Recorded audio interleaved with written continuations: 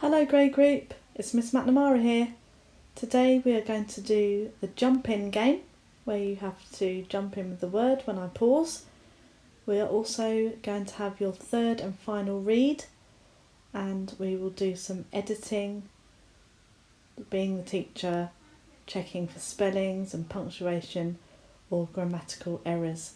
Okay, let's start with jump in. Are you ready? The invisible clothes.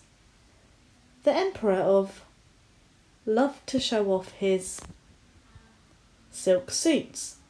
One day, A came to see him. I have invented a new cloth, he said. If you like, I will weave some for you and make you the finest suit. The vain Emperor said yes. Away. He gave the tailor 6 bags of so that he could buy the most silk thread in the city. The tailor put the gold in his pocket. Then he said to thee, I haven't told you the best thing about this. If a stupid person looks at it, it will seem to be good, replied the Emperor. When one of my looks at me in my new suit, it will be possible for me to tell if he is stupid. If he is, I can give him the next day the Emperor went to see how the was getting on. He hadn't really bought any silk, and the gold was still in his. Let me show you the cloth I have already made, said the tailor. To spread a length of cloth over a chair. Isn't it? The Emperor could see nothing because there was nothing to see. He had a horrible thought. I can't see the cloth, he said to himself. That must mean that I am stupid. I'd better I can see it. It's, he said to the tailor. The next day, the Emperor went to see the tailor again. I'm to make the suit now, said the tailor, pretending to the cloth. Just look at those colours. Unforgettable, like a, said the poor Emperor. But I will probably need 6 more bags of gold, said the tailor, 2 needles that are for such cloth. The next day the tailor that the suit was ready and took it to the Emperor's bedroom. He pretended to hold out the Emperor to put them on. Very, he said. I will march through the city in my suit. So there was a grand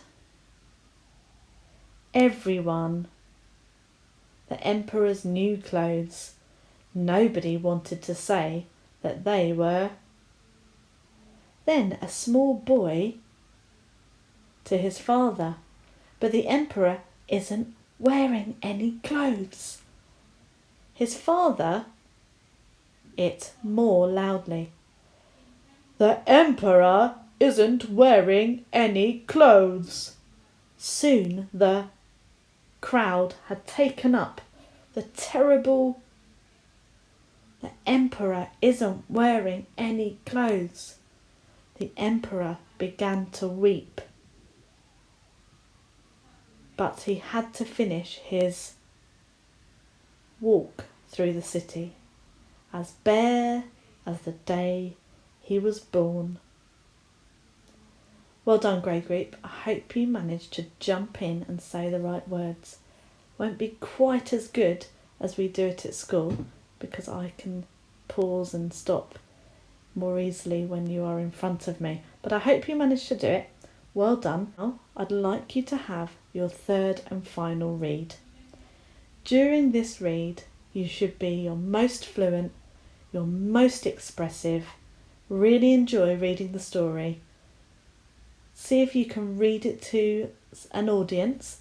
So get mum or dad or a sibling to sit down, read it to them, and ask them if they felt entertained. Good luck.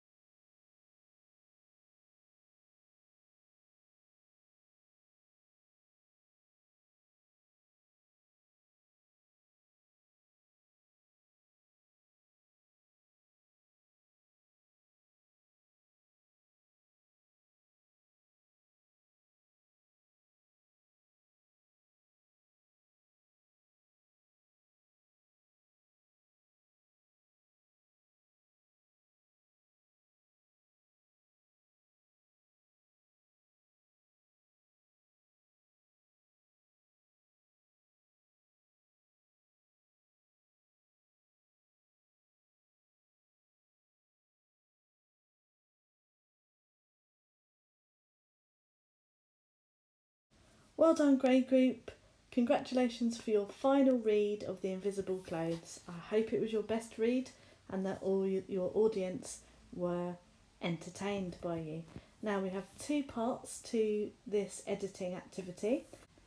If you want to stop the video and read it yourself and notice the errors, now there could be spelling errors, they might be punctuation errors or grammatical errors, which means things like if the tenses are wrong. Have a look, read it aloud to yourself first, check what the errors are, rewrite the errors. You do not have to write the whole sentence, just write the errors down. See if you first can recognise them and then can you correct them, just like the teachers do. So pause the tape and come back in a minute. Hello grade group, so did you find those errors? Let's read it to you first. The emperor couldn't see the clothes, but he pretended to put them on. He felt very miserable. Let's have a look. Are you ready? So the first word, did you get pretended? It's a spelling mistake. And the second word that's spelt incorrectly is very. And the last one, miserable. Now let's have a look at how they are spelt. So we have pretended, ends in an ED, and very ends in a Y, and miserable, often children miss out that E just before the R. Miserable. We don't say it like that, we just say miserable. Did you get them right? Give yourselves lots of ticks. If you didn't, fix them now. Well done. Let's go on to the next one. Again, pause the video, read the sentences to yourself. Are there any mistakes? Now we're looking here for any punctuation errors. Sometimes capital letters or full stops are missing or they've been put in the wrong place. Remember that you've learned how to do speech marks, question marks and exclamation marks, so look for them too. Okay, off you go.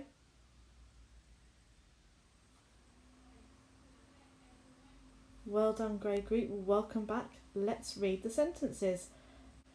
A intelligent boy whispered something to his father.